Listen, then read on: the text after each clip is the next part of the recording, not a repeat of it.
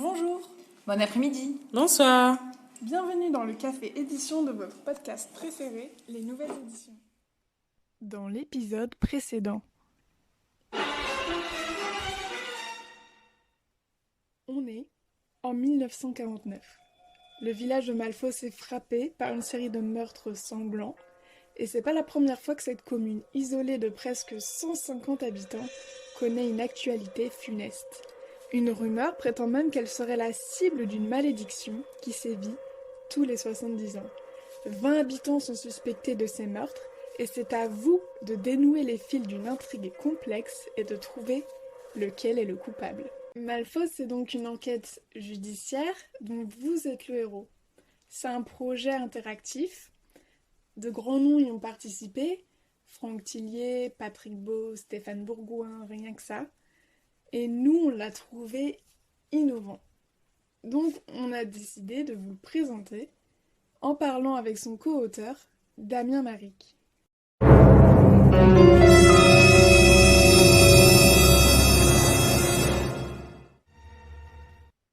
Est-ce que d'ailleurs vous connaissez d'autres projets d'innovation éditoriale? Je ne sais pas si vous caractérisez Malfoss comme ça ou si vous avez même cherché à mettre un nom dessus, mais plus largement une manière de raconter une histoire grâce au transmédia. Et ça existe, hein. Il y a eu des expériences comme ça. Moi, je me souviens d'une expérience qui remonte à 2001, ça s'appelait In Memoriam.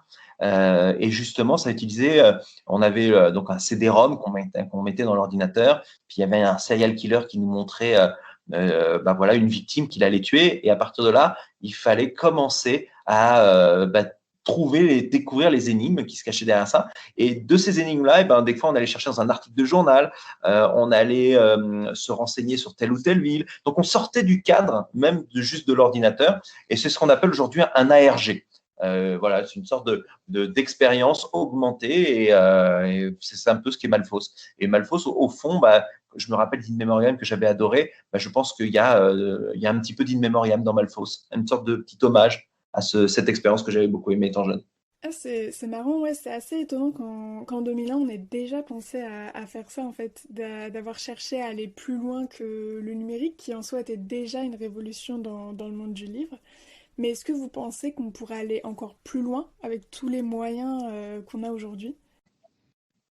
Je pense que demain, avec la réalité augmentée, je pense que c'est déjà le cas d'ailleurs, avec peut-être la réalité virtuelle, enfin la VR,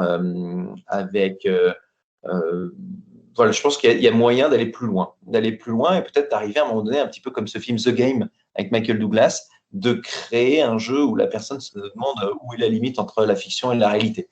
Voilà, c'est ce que petit à petit, ce qu'on voulait faire avec Malfoss. À un moment donné, il y a des personnes qui étaient tellement à l'intérieur avec tous les supports qu'elles se demandaient si justement tout ça n'était pas vrai, parce qu'il y avait tellement d'interviews, de films, de livres, de tout ça, qu'elles se disaient mais je suis à l'intérieur d'une grande histoire.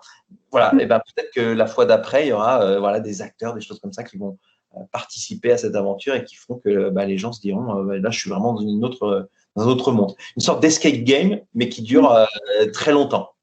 Aujourd'hui, pour ma part, en tout cas, je considère qu'on est quand même dans une édition qui est relativement traditionnelle, où effectivement, il y a une prééminence de livre papier. Et voilà, en fait, est-ce que pour vous, du coup, ça restera de l'édition? Parce que vous l'avez dit, Malfoss, c'est un support qui joue c'est une histoire qui joue entre plusieurs supports. Est-ce que si on va du côté plus de l'enquête, avec tout ce qui est la VR, etc., est-ce qu'on restera dans le monde éditorial selon vous? Ou est-ce que justement, selon vous, le monde éditorial va amener à évoluer et à s'émanciper complètement du livre papier? Nous, c'était un choix de garder la partie papier, mais au fond, quand on joue à un jeu VR ou tout ça, il y a quand même une part d'édition, puisqu'il y a du texte derrière, même s'il est oral, tout ça, il y a quand même une écriture, il y a quand même quelque chose. Donc, au fond, c'est juste le format final qui fait que on se dit que là, il y a un livre, là, il y a une expérience VR, mais il y a toujours un travail d'écriture derrière, et ça, c'est ce qui est commun à tous ces supports. C'est les auteurs qui sont derrière, qui travaillent sur sur le support et y ajoutent leur univers. Donc oui, d'une certaine manière, est-ce que dans le futur, on peut se dire, est-ce que le livre aura une part prédominante là-dedans? Bon, j'en sais rien, je pense que le livre continuera d'exister parce qu'il y a des gens qui aiment ça. Maintenant, tout dépend de l'expérience qu'on veut vivre. Là, sur Malfos, en l'occurrence, il y a beaucoup de gens qui préféraient la partie audio et vidéo et d'autres qui ont préféré au contraire commencer par lire un livre avant de se lancer. Donc voilà, comment le futur va être, je ne sais pas, mais en tout cas, je me dis que le livre, en tout cas, aura toujours sa place et que toute édition possible, puisqu'au final, Malfos aussi avait un autre principe d'édition, c'est qu'on avait aussi le jeu de société qui permettait de découvrir une carte, de découvrir, il y avait plein d'indices, donc c'était un jeu et donc c'était aussi une édition. Donc le format papier était important. Moi, j'aime bien le format papier parce que j'aime que les gens aient un objet entre les mains. Je trouve ça très intéressant de pouvoir toucher quelque chose, de l'ouvrir, de regarder dans tous les… Voilà, c'est ce que j'aimais. Donc, je pense que le format papier, pour moi, il est important. Donc, il continuera, j'imagine, à perdurer. En parlant de série télé, est-ce que Malfos pourrait se prêter à une adaptation par rapport au texte littéraire, par exemple? Tout à fait, tout à fait. Il y a eu une approche il n'y a pas très longtemps qui a été faite justement pour développer l'univers dans le cadre d'une série télé. Je ne sais pas si ça aboutira, je ne sais pas si ça ira au bout, mais je trouvais ça séduisant justement qu'on propose ça.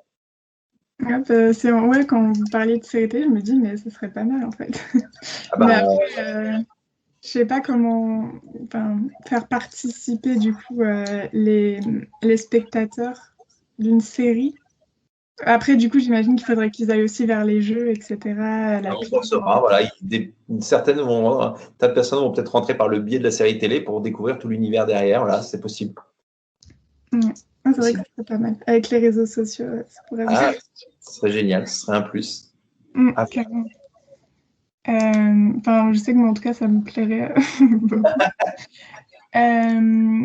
Ouais, et puis ce qui est intéressant avec la série, c'est que ça ramènerait encore ça toucherait un autre public encore. Mais en parlant de votre public, justement, j'avais lu que l'audience de Malfos, c'était surtout des femmes, apparemment dans une tranche d'âge allant de 25 à 45 ans.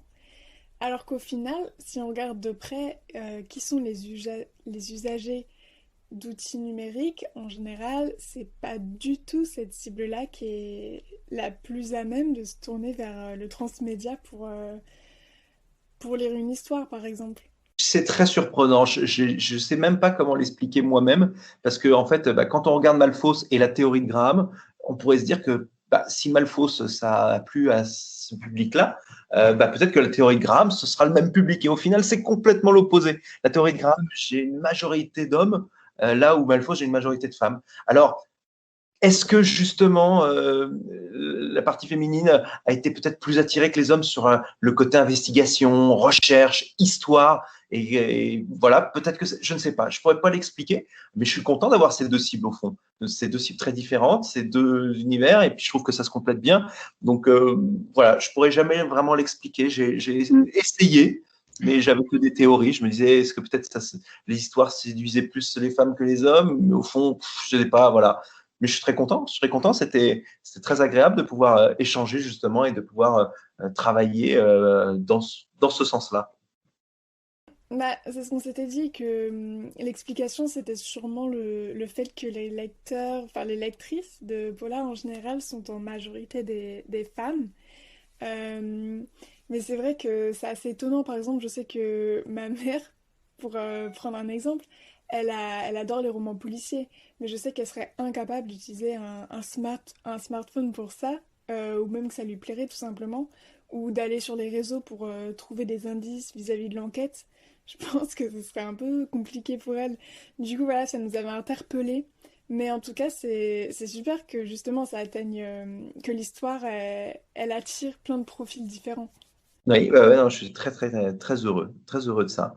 Et puis là, la saison 2, d'ailleurs, pour répondre à Léa, la saison 2, en fait, on a refait appel à la partie littéraire, puisqu'il y a eu un second bouquin qui est sorti. Ça s'appelle Les lendemains d'hier, et qui est justement basé sur l'enquête de la saison 2. Donc, on a au final 2 livres pour Malfos, un chez Brajlon et un qui s'appelait donc l'affaire Malfos en 1948, et un autre, Les lendemains d'hier, qui concerne la saison 2.